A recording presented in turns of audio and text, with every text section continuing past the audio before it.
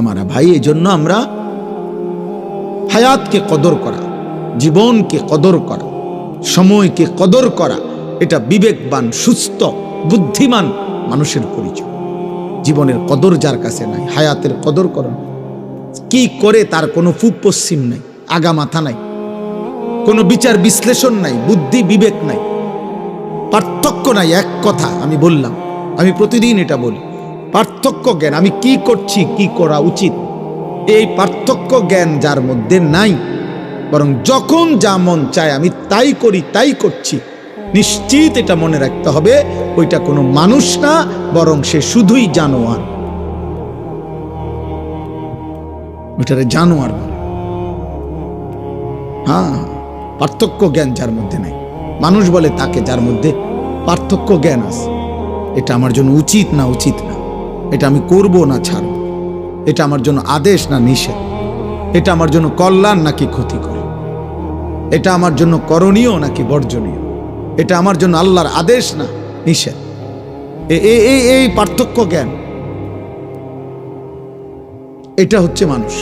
এটা যার মধ্যে নাই, সে মানুষ মদও খায়, মধুও খায়, গালিও দেয়, সালামও দেয়, কষ্টের উপার্জন টাকাও নেয়, সুদের টাকাও নেয়, কিস্তির টাকাও নেয়, কারো কাছে ঠিকঠাক মতো বেছে, কাউরে আবার ধরা দিয়া লায়। বুঝেন নাই কথাটা? কাউরে আবার 2 নম্বরে সিটারি করে লায়। তার মানে তার কাছে মূলত হালাল হারামের পার্থক্য নেই। মাকেও দেখে, বোনকেও দেখে, মোবাইলের উলঙ্গ নর্তকীও দেখে, রাস্তার অসভ্য নারীও দেখে, তার কাছে কোনো পার্থক্য নেই। চাহিদা পূরণ হইলেই হয়েছে। এটা জানোয়ারকে বলে, একে বলে জানোয়ার।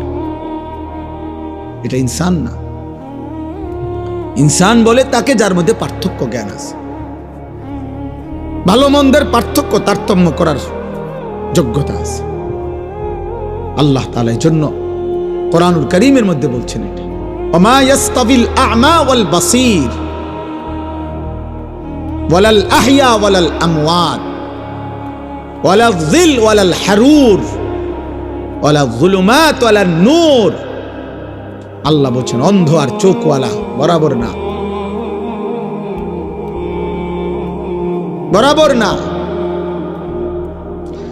রাত আর দিন বরাবর না, আলো এবং অন্ধকার বরাবর নয়,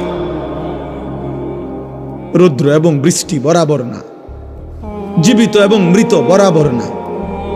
তার মানে এটা তোমাকে বোঝা উচিত বান্দা, এটা রোদ, এটা বৃষ্টি, এটা আলো, এটা অন্ধকার, এটা সৎ, এটা অসৎ, এটা ন্যায়, এটা অন্যায়, এটা হক, এটা বাতিল, এটা জায়েজ, এটা না জায়েজ, এটা হালাল, এটা হারাম, এটা কুত্তা, এটা ছাগল, এটা হারাম, এটা হালাল।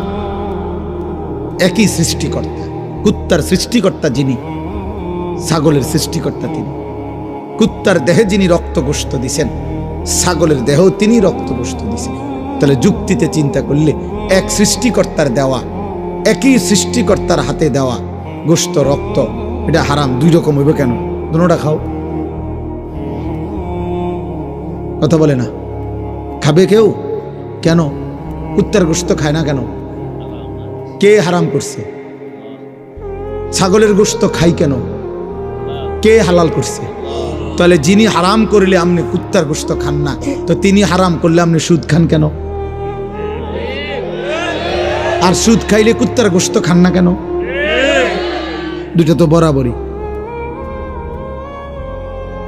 আল্লাহ নিষেধ করলে আপনি কুত্তার গোশত খান না, তো আল্লাহ নিষেধ করার পরে আপনি সুদ নিলেন কেন? হ্যাঁ, কিস্তি নিলেন কেন? বোঝা গেল সে সুস্থ না, স্বাভাবিক না।